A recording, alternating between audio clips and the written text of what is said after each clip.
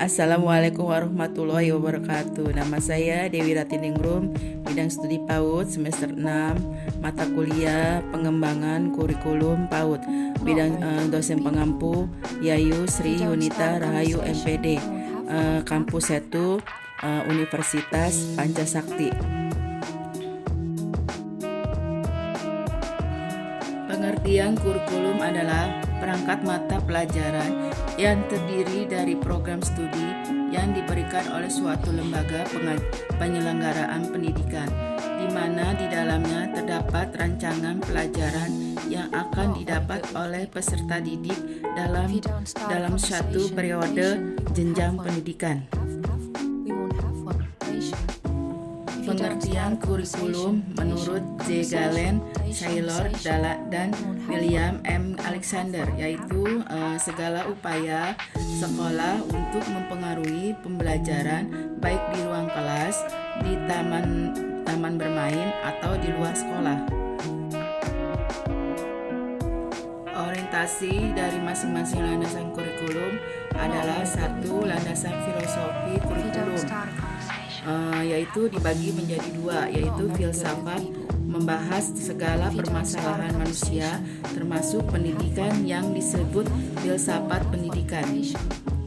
Dua, filsafat memberikan arahan metodologi terhadap praktek pendidikan. Kemudian praktek-praktek pendidikan memberikan bahan-bahan bagi pertimbangan. Landasan psikologi kurikulum dibagi menjadi tiga, yaitu satu, psikologis merupakan salah satu landasan dalam pengembangan kurikulum yang harus dipertimbangkan oleh para pengembang. Dua, kondisi psikologis adalah kondisi karakteristik psikofisik manusia sebagai individu yang dinyatakan dalam berbagai bentuk perilaku dalam interaksinya dalam lingkungan. Tiga, anak didik merupakan individu yang sedang berada dalam proses perkembangan. Tugas utama guru dalam membantu mengoptimalkan perkembangan peserta didik tersebut. Tiga, landasan sosiologis dibagi menjadi dua, yaitu dalam proses pengembangan kurikulum harus memperhatikan dan mempertimbangkan karakteristik masyarakat di mana kurikulum itu akan dilaksanakan. Dua, setiap sistem sosial masyarakat pasti memiliki karakteristik yang berbeda. Kontribusi dari landasan filosofis di sini ada tiga bagian, yaitu satu, menentukan arah dan tujuan pendidikan. Dua, menentukan isi dan materi pembelajaran. Tiga, menentukan strategis dan cara mencapai tujuan. Kontribusi dari landasan psikologis yaitu dalam menerapkan landasan psikologis dalam proses pengembangan kurikulum diharapkan dapat diupayakan dengan relevan dengan hakikat peserta didik maupun dari segi materi atau bahan yang harus diberikan atau dipelajari peserta didik maupun dari segi penyampaian dan proses pembelajaran serta penyesuaian.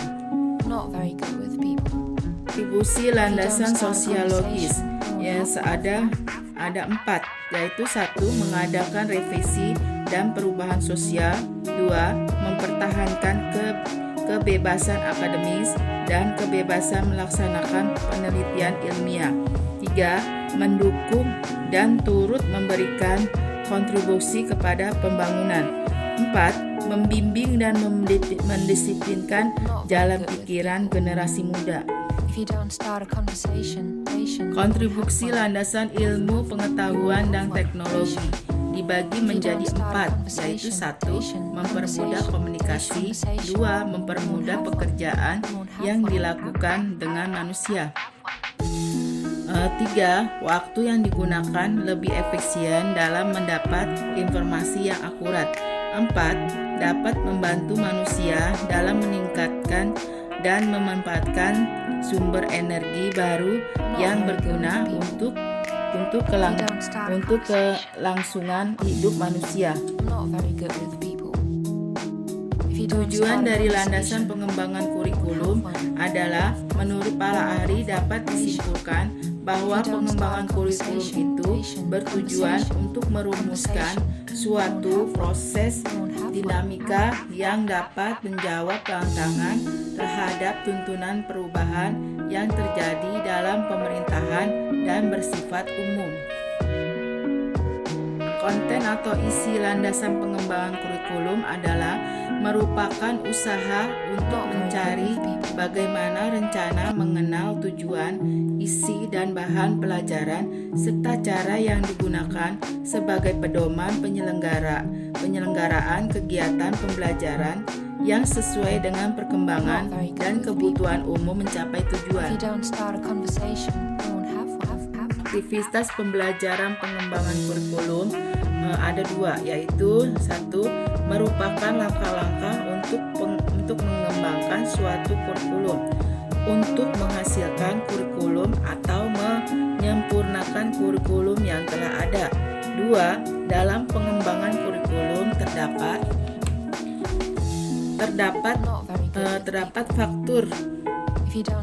faktor pendukung dan penghambat yang mempengaruhi. Sekian penjelasan dari saya. Terima kasih. Wassalamualaikum warahmatullahi wabarakatuh.